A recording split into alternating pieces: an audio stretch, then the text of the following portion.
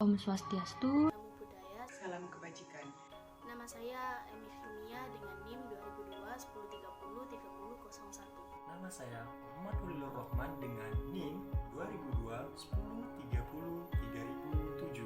Nama saya Muhammad Ali Rizkyadiansyah dengan NIM 2002 1030 3029. Saya Amanda Maulida Mafiro dengan NIM 2002 1030 3038. Saya Rahayu Gemilang dengan NIM 2002 1030 30 39. Menurut Undang-Undang Republik Indonesia Nomor 18 Tahun 2008 tentang pengelolaan sampah, sampah adalah sisa kegiatan sehari-hari manusia dan atau proses alam yang berbentuk padat.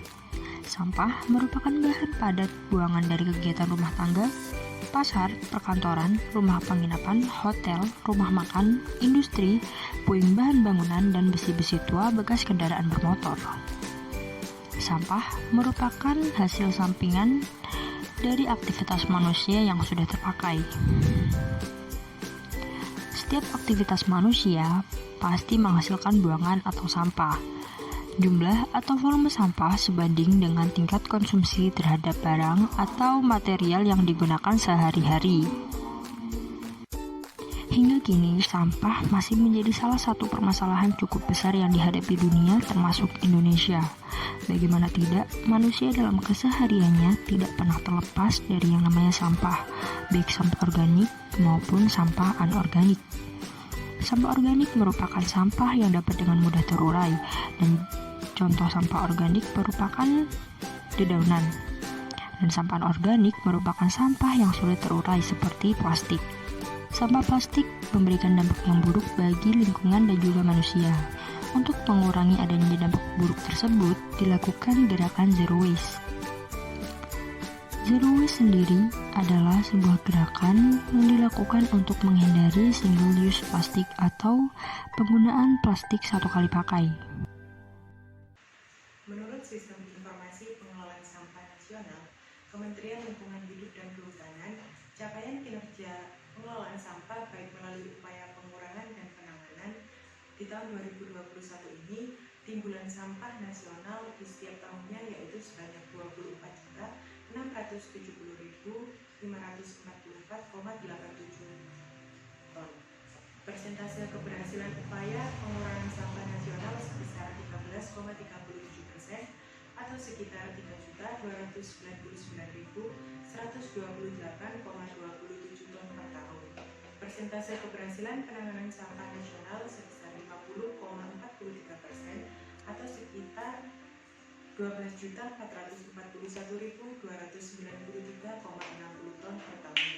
Sedangkan persentase jumlah sampah nasional yang sudah terkelola yaitu sebesar 63,8% atau sekitar 15.740.421,86 ton per tahun.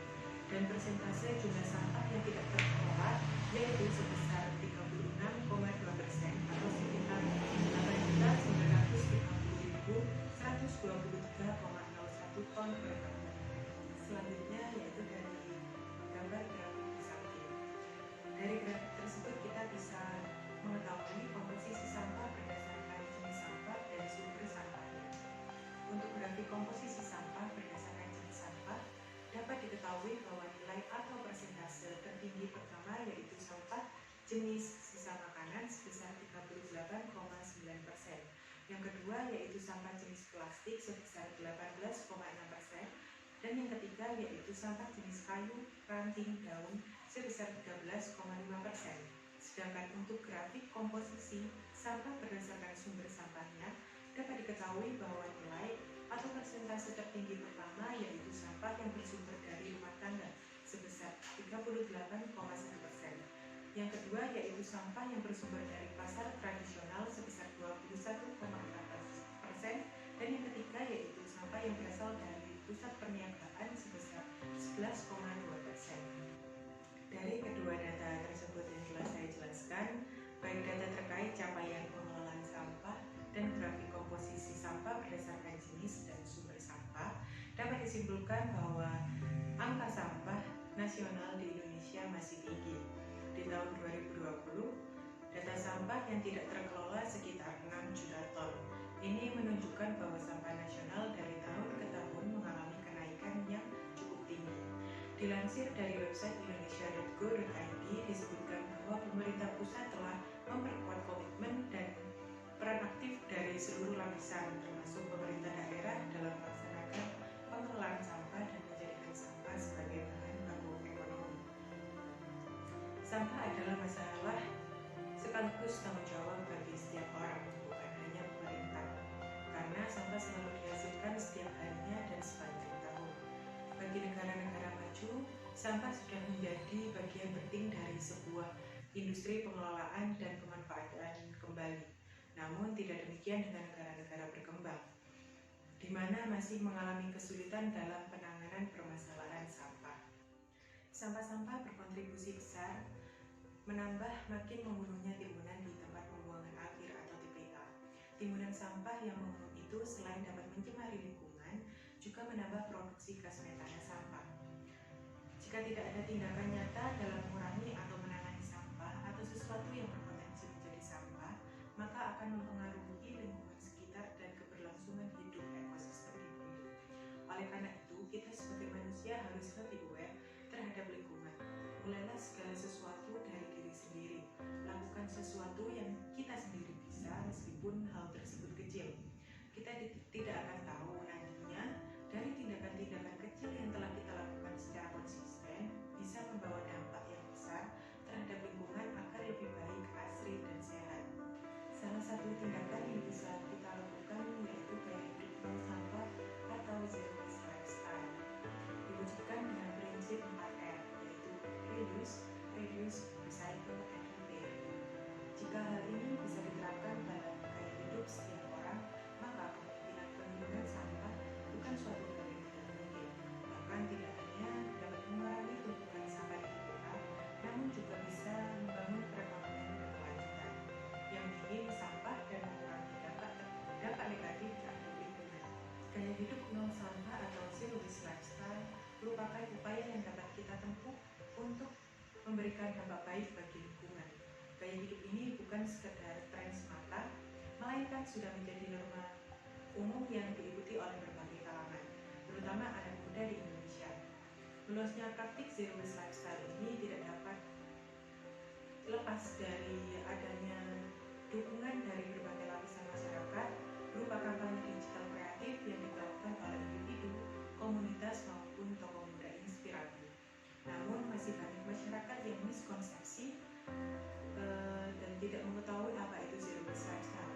Gaya hidup nol sampah ini merupakan salah satu cara kita untuk menginvestasikan waktu kita dalam memperbaiki lingkungan.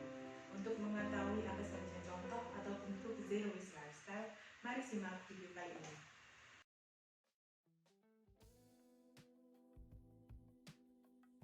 Di sini kita akan pergi untuk mobil minuman dan sebagai penerapan zero waste lifestyle. Kebetulan di sini semua jenis minuman menggunakan wadah plastik. Jadi untuk mengantisipasinya, kali ini kita akan membawa tumbler sendiri dan juga sedotan stainless untuk mengurangi sampah di bumi ini.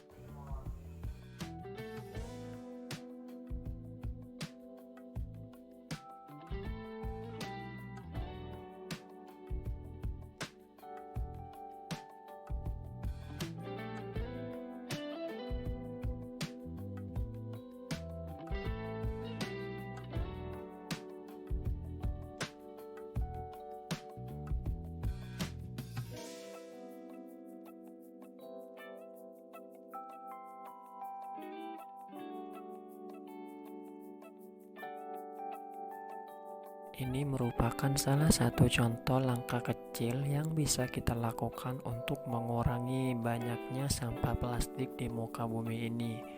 Di mana salah satu langkah kecil yang bisa kita lakukan adalah dengan cara saat kita pergi berbelanja, baik itu ke warung, ke Alfamart atau tempat belanja lainnya, kita bisa membawa kantong belanjaan sendiri, sehingga kita tidak akan mendapatkan kantong kresek atau kantong belanjaan baru yang hanya bisa digunakan sekali pakai, di mana nantinya kantong kresek yang sekali pakai tersebut hanya akan menimbulkan banyaknya sampah di muka bumi ini.